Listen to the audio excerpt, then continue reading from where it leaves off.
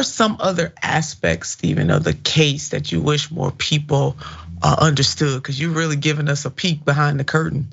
Yeah, well, as a human rights lawyer in America, people need to understand that they ended up targeting me to the point where I was imprisoned. I mean, I was detained for almost 3 years in my home and then 45 days in a federal prison on a criminal contempt of court charge filed by a judge with investments in Chevron who was, trying to destroy the Ecuador case by going after me.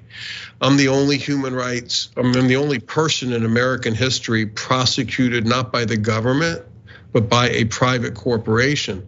What ended up happening is the judge took his contempt charges, which I believe were unfounded. But in any event, he took them to the US attorney here in New York who refused to prosecute me. The judge then appointed a private lawyer to prosecute me in the name of the US government. And it turned out the lawyer he appointed worked for a Chevron private law firm.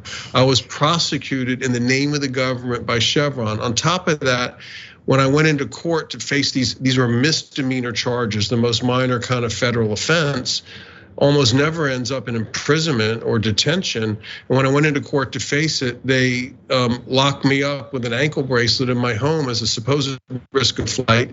And on top of that, they put an $800,000 bail bond on me, which is higher than 3 out of the 4 cops who killed George Floyd. And all I did was litigate successfully against Chevron over pollution in Ecuador. It was just crazy. So the corporate capture, this is what happens. The corporation captured this pocket of the federal judiciary and used it to take control of the prosecutorial apparatus and detain their main critic. And I want to say this, that's a playbook. It didn't just happen to me. They hope to use that against other activists if they get a little too successful in their accountability campaign. So I think people need to pay attention to this, and we need to all work together to recognize it when it happens and make sure it never happens again to anyone else. That's absolutely right, Steven. And I'm just sitting here saying, my God, how could the feds allow something like this to happen? I mean, you just follow the dots. This smells, and it is corporate capture. And in many ways, what happened to you, what happens in the halls of Congress, what happens in state legislatures all across this country and other places where politicians are the types that can be bought off by corporate interests. And we truly are becoming, for a very long time, the corporate states of America instead of the United States of America.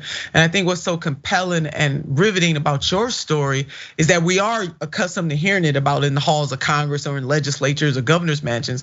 We're not used to hearing this happen in the judiciary. And it is just mind absolutely blown.